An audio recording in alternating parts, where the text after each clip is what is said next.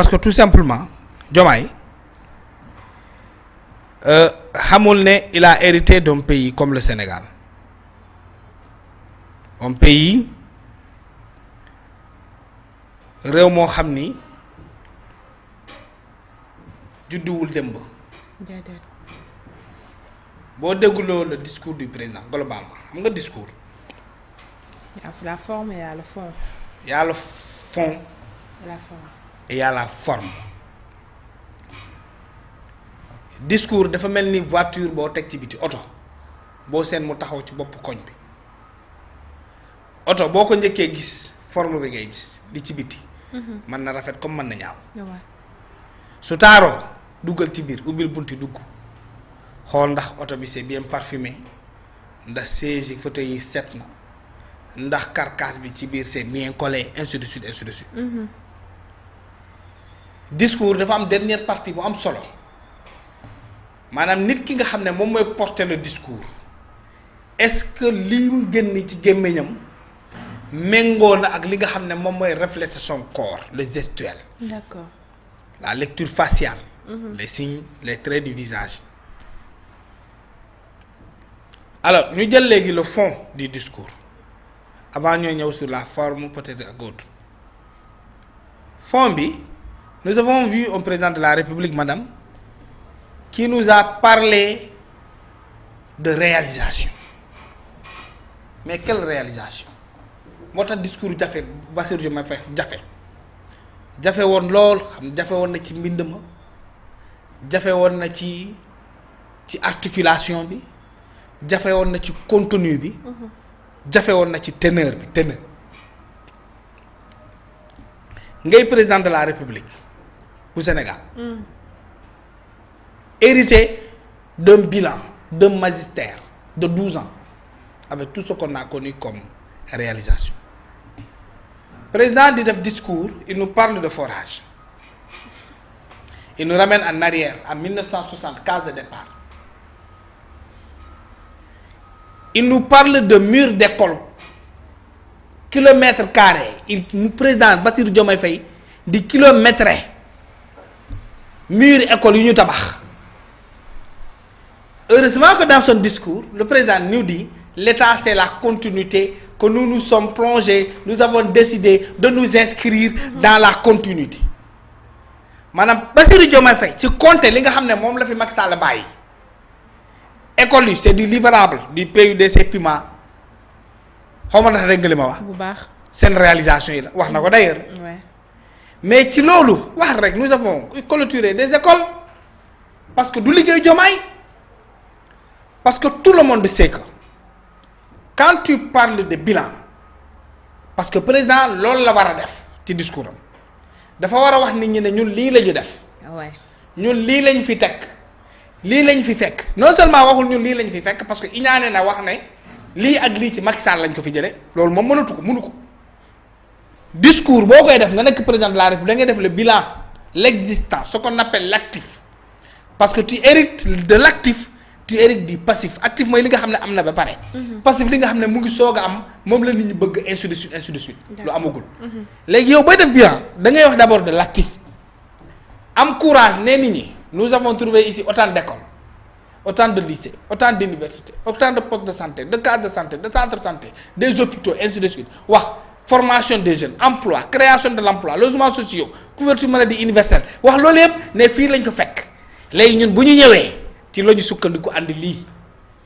waxuma la nag livrable yi parce que li ngay livré yëpp fii la nekkoon. d'accord ci régime sortant bi la li nga xam ne dañ ko tabax pare nga yow président nga ñoo joxe caabi yi du sa bilan ku honnête du ko boole ci bilan xaw ma ndax comprendre nga fi may wax. alors maintenant qu'on nous dise loolu moo sonal Bassirou Diomaye Faye qu'on nous dise par secteur madame nga jël secteur u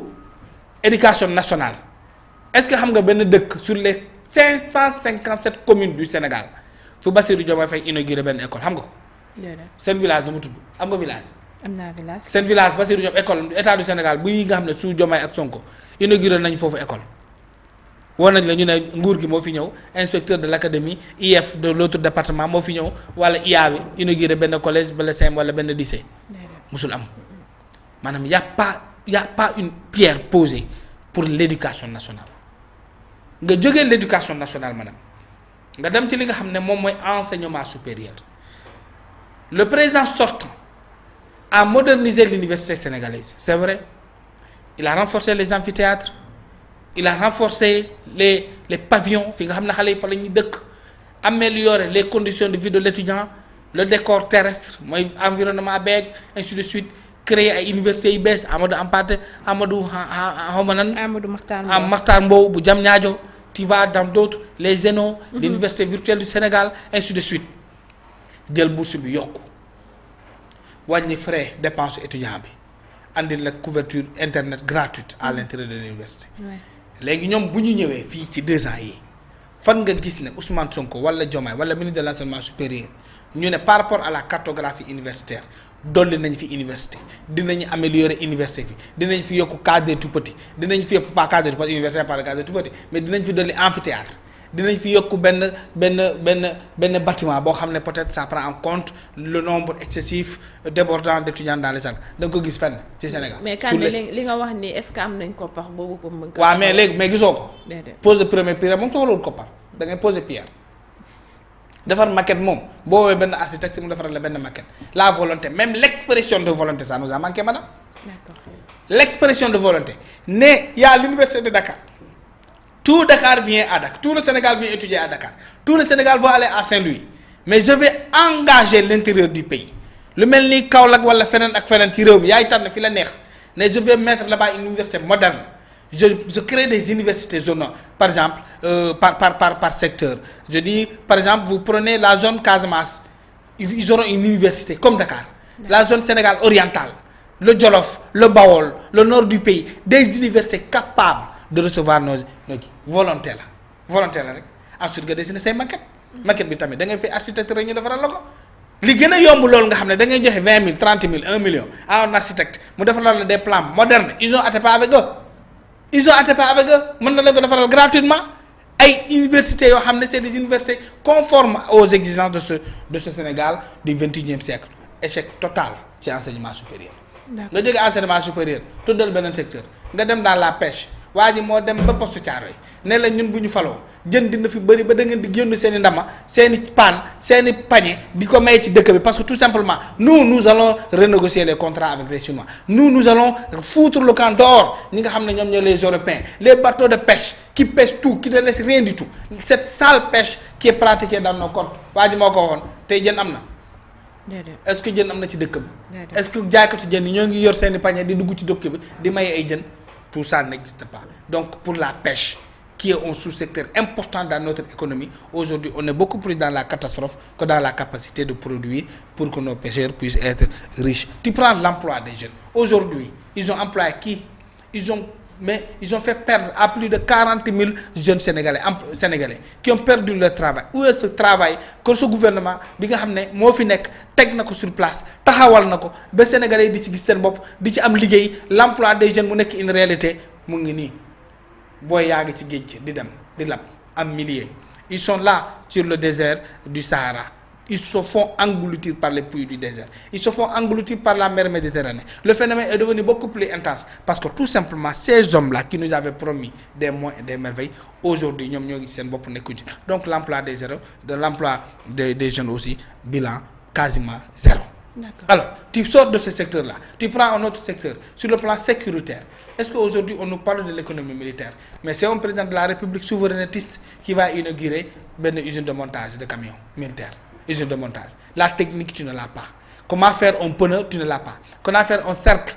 mooy une jante amoo ko comment faire un pneu militaire pour qu'il soit blindé xamoo xam-xam bi naka la ñuy def ba am armement moderne parce que tout simplement un pays qui te vend des armes c'est un pays qui a ton secret militaire parce qu'il connaît tout simplement la portée de tes armes s'il veut t'attaquer xam na li nga yor ci arme ba pare day andi arme ba gën a efficace bi nga yor aujourd'hui en termes de souveraineté la puissance militaire est une réalité dafa war a nekk benn exigence yaa war a defar say armes xam seen portée xam seen puissance de frappe ainsi de suite mais déedéet nga ne yow ay blindé ay camions yu màgget yoo xam ne ñoom presque soxlawuñ ci seen dëkk moom la ñuy andi fii di ko fi monter di la ko jaayaat parce que tout simplement le monde il est économique il est comme ça damay dem ci biir dëkk monte fa jaar la camion yi génn jël xaalis bi yóbbu sama dëkk moderniser waat encore sama équipement donc tu prends tous les secteurs y a rien donc ce qui est apparu dans le bilan dans le discours du président de la République il nous parle de logement madame vous imaginez est-ce que yaa ngi dégg li ma lay wax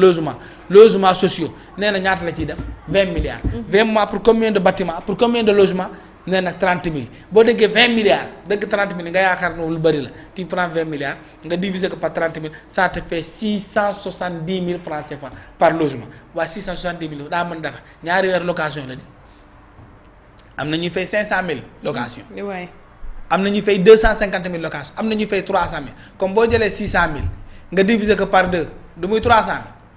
000 francs CFA mooy ñaari weer location 600 000 ci logement yi ngay wax noonu daa mën na def fondement. 600 000 loolu la président Bassirou toog ci discours à la nation ne nous allons prendre 20 milliards pour 30 000 logements waaye mais Bassirou Diomaye xanaa xamul xaalis 20 milliards boo ko diviser ci 30 000 logements mooy 600 000 francs CFA 600 000 amul mënu la jëndal fer bu mën a def fondation bu baax.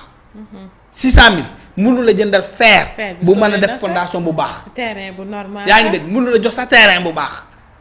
léegi président di wax 20 milliards yow mi nga xam ne xamoo xaalis moo tax fal baadoolo baaxul. jël nguur di ko jox ay baadoolo baaxul parce que xamuñu xaalis loolu mooy dëgg da ngay dëgg 20 milliards rek yaakaar ne yow toj nga dëkk bi madame yaakaar ne toj nga dëkk bi xamuñu xaalis mais ñun baadoolo yëpp xamuñu xaalis fu ñu xamee xaalis 20 milliards boo ko kenn boo ko joxee fii 2 milliards day fekk ba dee day dem ba dem ci day yaakaar ne lu ne nga ko jox alors que mënu ci am immeuble R+8 ci 2 milliards léegi ci prend les 2 milliards loolu nga calculer ko 600 000 dëgg nga 20 milliards rek jàpp ne yow toj nga dëkk bi 20 milliards jàpp na toj nga dëkk bi nga ne yow pour 30 000 sénégalais logement 30 000 logements boo defee division nga diviser jëlal 20 milliards rek nga diviser ko par 600 000 mën na ma tudd 30 000 ça te sonne 670 000 madame 670 000 mënu jënd terrain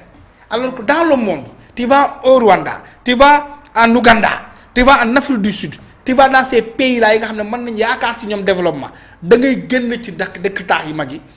dem lu mel ni Lompoul yoonu Lompoul bi yoonu Thiès mooy la mu tudd cette forêt là mooy àllukaañ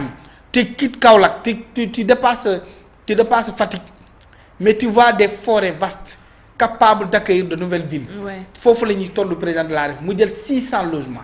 mu dugal ko ci benn àllum lëm def courant andi ndox andi école andi poste de santé centre de santé andi ay juma tabax ay magasin ne ku bëgg a dëkk si ñëw leen condition bi simple na. il faut nga am benn au minimum source de revenu bu lay mën a may benn 150 000 état di jël 50 000 yi. yow nga denc sa 100 000. ñëw logement payé léegi na la ne jëlal mais de toute façon chaque fin du mois di nga ko fay. tu prépares ta jeunesse ta famille ñu nekk ci kër gi au moins yow di nga dund ci kër pendant des années di ko fay bu sa doom jëlaate kër yi continuer ainsi de suite foofu la àdduna toll mais naan da ngay jël 600 000 jox ko benn 30 000 loolu kenn la ci mais attends c'est un président né après les indépendances qui nous parle comme ça c'est là où le discours est bizarre où il montre man je me demande même est-ce que c'est pas Ousmane Sonko qui a écrit le discours de Bassirou Diomaye Faye ou bien sax coalition Ousmane Sonko bu bees bi apte est-ce que du ñoom ñoo ko bindal discours parce que ce discours là vous le lisez vous prenez point par point surtout là où il a parlé d'ambition tu fais le calcul maanaam les projections li nga xam ne moom la bëgg ci agriculture tu prends la bourse familiale nee na dañuy andiwaat bourse familiale dañ koy delloosi il fait une projection ne ñaata famille lay toucher mais yow bourse familiale yi lu ñu daan jël ci xaalis Diomaye da ko wàññi maanaam yow bëgg nga wàññi dépense yokku ñuy lekk loolu dafa am cohérence donc il baisse la dépense pour les bourses familiales mais lu mu wax ci moom la ñu bëgg a toucher ci famille président de la République nee na da koy yokk y a pas de cohérence tu prends par exemple les réseaux là bu mu annoncé le réseau gratuit mais est-ce qu'on demande au président de la République de payer pour nous les réseaux dans beaucoup de pays au monde il y a quelques exceptions près mais État offre de la connexion gratuite pour des cadres de rencontres publiques les universités c'est gratuit dans les mairies il y a une gratuité tu vas dans les parcs par exemple nga am internet gratuit mais est-ce que nous pouvons tout le temps passer notre temps dans les parcs pour nous connecter est-ce que nous pouvons tout le temps passer dans les centres culturels pour nous connecter nit ki kay fexeel ba mu am connexion parce que tout simplement am na fu mu téye am na fu muy suturloo mu ci tibb xaalis di fay connexion parce que amul kenn ku am ku sañ ku man ku ne mënoo buggoo di dem génn di dem dugg ci kër jàmbur wala di dem ci centre culturel yi naan la moo la fa yóbbu pour connexion ñun ñëpp bëgg nañu am connexion suñu biir kër yi mais loolu nag pour mu mën a nekk c'est l'État qui doit mettre sur place l'ensemble des conditions qui puissent permettre aux Sénégalais d'avoir des sources de revenus pour ñu mën a fay seen connexion mën a fay seen courant mën a fay ndox parce que kenn laajul kenn état mu fayal ñu mbiri gratuitement dañuy laaj état nga mettre sur place des conditions nécessaires pour que Sénégalais bu nekk di mënal boppam boo mënalee sa bopp nag doo am problème connexion doo am problème courant doo am problème yeneen foofu la toll donc un président qui pratiquement ne comprend xam naa ne dafa dem Sédhiou gii rek gis connexion bi dafa xaw a jafe mu naan dinaa leen defaral politique boo xam ne da ngeen di am connexion gratuitement c'est pas possible il ne le fera pas. Il sera contraint à Kolda, à Sédhiou. C'est vrai que nous avons besoin de la connexion, mais on n'a pas besoin d'une connexion gratuite. Nous avons besoin de l'eau, nous avons besoin d'une bonne qualité de réseau, nous avons besoin de travail à distance. Aujourd'hui, ce monde est moderne. On parle de nouvelles technologies, on parle de l'IA, on parle de l'intelligence artificielle. Intelligence artificielle, on parle de l'économie numérique. Foofu la non du ñoom ñoo fi defoon léegi mooy le New Deal technologie. Ce New Deal technologie là, qu'est-ce que ça veut dire? Ça veut dire qu'aujourd'hui, il faut que le monde, parce que le monde va tendre vers cela. D'ailleurs, pourquoi le pétrole et le gaz est menacé? Oui. Pourquoi le pétrole et le gaz sont menacés dans le monde? En 2026, pétrole day yomb parce que ñi ko soxla moo dul bari. En 2026, la Banque mondiale a sorti hier un rapport nee na 2026 ak pétrole 2026 dem fee pétrole day yomb ci àdduna bi parce que ñi koy soxla ñoo dul bari. Parce que tout simplement nous sommes dans un monde technologique. Aujourd'hui nous avons une technique qui puisse permettre à des châteaux d'être en élévation ay panneaux solaires yi dem dans ci jaww ji muy capter une électricité réelle renouvelable qui puisse remplacer le pétrole dans le monde. Nous avons l'éolienne qui est en train de faire des merveilles dans beaucoup de pays du monde. Aujourd'hui on a une énergie d'alternance alternative par rapport au pétrole qui est polluant ainsi de suite qui commence à être dépassé. Ci contexte boobu yow yaa ngi wax waxu ay damay fexe ba nit ma lay may connexion gratuitement ba de quelle qualité déjà connexion foo gis ñu may ko du am qualité bu baax loolu mooy dëgg foo gis ñu may connexion du bari qualité parce que ñiy connecté bu ñu baree rek dafay rendre le système défaillant c'est pas ça qu'on demande le président de la République on lui demande de travailler à comprendre d'abord qu'il a hérité d'un pays qui a déjà un satellite comment l'améliorer satellite boobu durée de vie am yàggul de 5 ans la da nga koy wàccee waa defaraat beneen mu gën a jekk satellite bi ñu lancé durée de vie bi yàggul il faut que nga dem remplacer ko aujourd'hui on doit aller vers ça l'information militaire elle est technologique aujourd'hui pourquoi c'est le Maroc qui nous renseigne pourquoi c'est la France qui nous renseigne parce que aujourd'hui ñoom ñooy dépenser ci loolu foofu la ñu waroon dégg le président mais vous l'entendez pas dans la projection un président de la République doit savoir faire rêver son peuple mais pas way 20 000 logements kenn ku nekk di nga am 600 000 boo xam ne mënu jënd terrain mais pas dinaa la may connexion mais dire aux Sénégalais qu'aujourd'hui vous serez formés dans les métiers dans les dérivés du pétrole parce que quand le pétrole n'est plus acheté pour les centrales nucléaires mais pétrole boobu a des dérivés yooyu mooy defar ay table mooy defar ay sièges bokk na ci liy defar ay caméras ay trépieds ay fils ay yére ay dàll. Donc il faut former les gens dans ce métier-là. Au cas où notre pétrole ne sera plus vendu comme nous le voulons, mais que ce pétrole puisse nous permettre d'avoir une nouvelle industrie à partir des dérivés du pétrole. Beaucoup xamuñu ko. Dérivés du pétrole bari na ay greffage yi ngeen di defar ni ci pétrole lay jógee. Greffage yi bari yi ngeen di sol ay mèches naan cheveux naturels seen yére yeeg tout ce que l'être humain utilise aujourd'hui 99% bâche ay tissus ay dàll ay sacs des sièges ay auto carcasse bi donc yooyu yëpp mu ngi jóge ci pétrole. La plupart du temps mu ngi jóge ci pétrole. li ngay habiller les fils là électricité ak yooyu mais lu bari tout ce qui est caoutchouc plastique la majeure partie du temps mën na jóge ci pétrole. Donc quand tu as un président qui ne comprend pas ces enjeux aujourd'hui c'est bien triste pour le pays. Ouais. Vous savez je vous ai dit aujourd'hui la Banque mondiale a sorti un rapport. Qui dit que le pétrole ne sera pas bien commercialisé dans le parce que tout simplement adduna bi day bari pétrole. adduna bi la moo tax muy bari pétrole c'est pas parce que les gens ne peuvent pas l'utiliser mais les pays européens asiatiques vont dans une logique de remplacer dans une autre ère. Le pétrole n'est plus cette beauté là auparavant ci fa lañ jëm parce que on parle d'énergie renouvelable. Énergie renouvelable ay éolienne la solaire la mais nucléaire ak yeneen donc boo tolloo ci dëkk ba am na pétrole te ñoo ngi dem ci loolu pétrole bi ñoo ko moom mais da ngay xalaat les dérivés du pétrole. Les métiers que peuvent offrir le pétrole cordonnier tailleur ak yeneen donc c'est dommage que nous avons écouté un discours c'est comme si nous sommes en 1960 début des indépendances où on nous parlait de forage de moulins de logements alors qu'aujourd'hui wax dëgg yàlla état warul nekk di naan ay 30 000 logements 5 milliards boo defee calcul bi mu jox leen 600 000 par ci 30 millions kenn ku nekk 600 000 mënul jënd terrain mënul sax équiper une maison correctement une maison si tu veux vraiment un bon salon madame du ay 600000 ngay def de. déedéet. salon laa la wax de waxuma la suñu gars yi di weer ci chape yi ci mbedd bi nga xam ne day tawte 5 fois 7 fois wala def fa 6 mois waxuma la yooyu de salon laa la wax salon cuir. réel chambre bu séeréer sax mënoo ko am si séeréer chambre à coucher bu séeréer mënoo ko am si 600000. donc je pense que les gens Diomaye ne pourra pas que c'est lui qui est maintenant nag comme sama mbokku séeréer la ñun ay baadoola lañu xamuñu xaalis. xamuñu xaalis da ngay dëgg 5 milliards nga naan baax na. loolu àdduna wees na loolu. déedéet on a dépassé ci ère boobu noonu waaye discours boo xamante ne dañ koy def chaque 31 décembre mu daal di yëkkati kàddu yu nu mel noonu mu nekk loo xamante ne gis nañ ko mu daal di koy wax waaye ñu gisaat leneen loo xamante ne xew na en dehors ci li nga xamante ne moo jëm ci discours bi nga xamante ne message à la nation la ñu gis ko mel ni le premier ministre à Passy est-ce que c'était le moment idéal Kandé. bon xam nga Sonko moom man waa ji man daf ma neex man moom na bëtuwul moom mu ngi saare le président gëwuma ko nag dem xam naa ne parce que